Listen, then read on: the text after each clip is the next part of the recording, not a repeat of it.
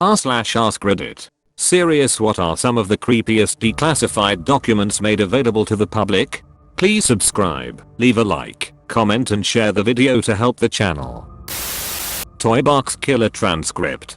Dude and his wife kidnapped young girls for his sex dungeon and played this tape for them when they woke up, detailing what he was going to do to them, including torture, raped by his dog, and how he doesn't get caught by brainwashing them to forget. Edit. Warning. Once you read you can never go back. Be prepared to have your soul shaken. https://endpointwikipedia.org/wiki/phoenix_program. Methods of reported torture that author Douglas Valentine wrote were used at the interrogation centers included rape, gang rape, rape using eels, snakes. I think the most important thing to come out of the recently redacted Kennedy files is verifiable proof that Ruby knew Oswald before the assassination. That's been debated/covered up for decades. Sweden had a compulsory sterilization program running from 1935 to 1979. It was state sanctioned and given without consent, sometimes without the people knowing they were being sterilized. The three main reasons for these sterilizations were 1. Health concerns for the mother. 2. Eugenic, not wanting to pass on mental illnesses or any form of handicap. 3. Social, antisocial people, criminals, drunks etc. In other words, anyone who didn't conform properly and was considered unfit to raise children. It was fun. Where else could a red-blooded American boy lie, kill, cheat, steal, rape, and pillage with the sanction and bidding of the all-highest George Hunter White, who oversaw drug experiments for the CIA as part of Operation Midnight Climax. https://endpointwikipedia.org/wiki/statistical_human_the_united_states. Operation Sea Spray. The military sprayed supposedly harmless bacteria over San Francisco to study the spread of biological weapon attacks. It was revealed that this happened over 200 times all across the US. Not really classified, but very creepy. The business plot of 1933. The wealthiest businessmen of America, like the names you see on banks and buildings in America today, allegedly formed a plot to overthrow President FDR and install a military leader in his place. Their choice was a US Marine general named Smedley Butler, as he was a decorated leader of the highest rank. Butler, a loyal patriot, played along until they were seriously about to attempt to collapse the US economy by holding the financial stability of the country hostage. He rolled on them and testified to Congress about the planned coup. No one was prosecuted. General Smedley Butler may be the reason the world does not officially have a society like the United Corporations of Rockefeller, Morgan and Chase. Source: had an activist US Gov't professor. I remember a US government funded project that involved teaching dolphins how to talk that ended up with 2 female scientists giving them hand jobs. Probably the nth country experiment performed by Lawrence Radiation Lab in the 1960s. The gist is that 3 newly graduated physics PhDs with no weapons experience, only 2 of whom were working at a given time, were tasked to design a nuclear weapon without access to classified materials. That is, no existing nuclear weapons designs or weapon-focused supporting materials, and with only basic computational support. It took about 2.5 years of part-time work to come up with a workable design of the more challenging Fat Man type. Understandably, the final design and a whole lot of details remain redacted from the public version. The takeaway: difficulty of design is not the limiting factor in a country developing a nuclear arsenal. Not by a long shot. It's so easy, a couple new physicists could do it in a couple years back before modern computational methods. Not exactly creepy, but Operation Success, the CIA-backed coup in Guatemala at the behest of the United Fruit Company and US State Department. The official CIA history of the operation is truly one of the most fucked up things I've ever read. It was also the blueprint for the Bay of Pigs and other CIA interventions around the world. How about Nixon's undelivered speech announcing that Neil Armstrong and Buzz Aldrin were stranded alive? On the moon with no hope of rescue. http watergate.info/1969/07/an-undelivered-nexon-speech.html.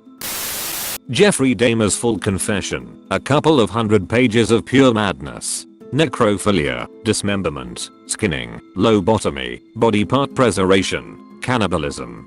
Dahmer became pretty close to his interrogating detectives, Dennis Murphy and Patrick Kennedy, and provided a lot of detail to them. A lot of it in a pretty candid, offhand manner. It's incredibly hard to find Dahmer's confession online without it being behind a paywall, but it is in the public domain, so I've provided link to the PDF downloads. The first 63 pages are mainly forms and letters. The real meat of the confession starts afterwards.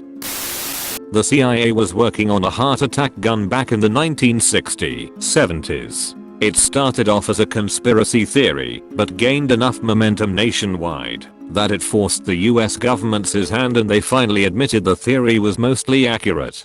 Short version, they never had a fully functional heart attack gun, but they did have a nearly working prototype. The idea was that it would have a very small projectile that would be laced with a chemical that would induce a heart attack and leave a hole smaller than one left behind by a syringe. While they never had a fully working version, they did have a prototype, but abandoned the project once they more or less had to admit the conspiracy was mostly true. I find this to be among the creepiest/scariest things declassified by the government simply because of the consequences of them admitting to having been working on such a weapon. For one, it shows that the US government was very serious, at least at one point in time, about being able to take someone out with it being easily traced back to them. Whether they would have used this on private US citizens or on foreign agents is debatable, but they easily could have used it to silence people who were pushing to further advance civil rights or people who generally spoke out against the government in general.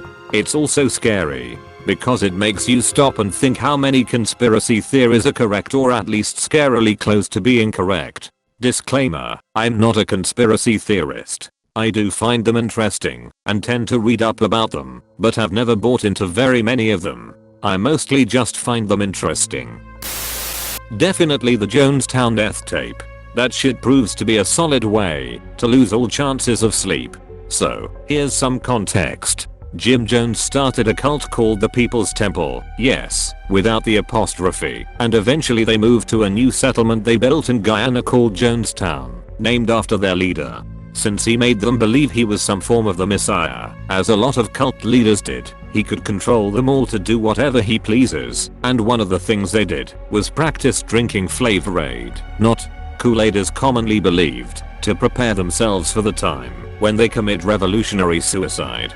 These practices were just normal Flavor Aid/Kool-Aid, but Jones told them it was poison just to see their reactions. When the time came, someone recorded what was, essentially, the sounds of people drinking Flavor Aid laced with cyanide, alongside a fatal cocktail of other substances, many victims including young children, which you could hear screaming in the audio. 900 or so people died, only a few didn't. This was the biggest loss of American life in a deliberate act until 9/11, and there is an audio recording of it. And just a very strong reminder, this wasn't mass suicide, this was mass murder. Many people were willing to die at his hands, but all the children and some of the adults didn't. Since all of them were forced to take the drink, it wasn't their own choice to drink it, it was Jones's. So, whilst people believe that it was a suicide, they were all duped into being murdered by Jim Jones. Edit, fix the largest loss of American life fact to add in a deliberate act, and talked a bit more about how it was mass murder,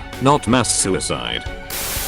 A little different than what most people are posting, but I find black box recordings from plane crashes to be extremely creepy/disturbing. Many of them are never released publicly, but some are. You get to hear how people react in their final seconds when they realize they are going to die. I love you, Ma. http www.planetcrashionfo.com/lastwords.htm.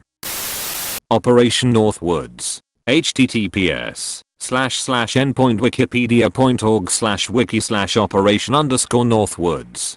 Basically, the US government was going to carry out attacks its own people, as well as other military targets, and blame it on the Cuban government, so that the US would have a justified reason for going to war with Cuba. The plan involved blowing up US ships and even inciting acts of terrorism on the streets of America, killing civilians. It was backed by the Duty and Joint Chiefs of Staff. Thankfully, John Kennedy vetoed the idea. According to Adam Walensky, JFK's speechwriter and friend at the time, JFK left the meeting and said, "And we call ourselves the human race." Edit. Changed RFK to JFK, because I'm a dumbass. Also, I get it, dude's 9/11 was an inside job. Edit 2. My first gold. Thank you so much, kind stranger. Please subscribe, leave a like, comment and share the video to help the channel.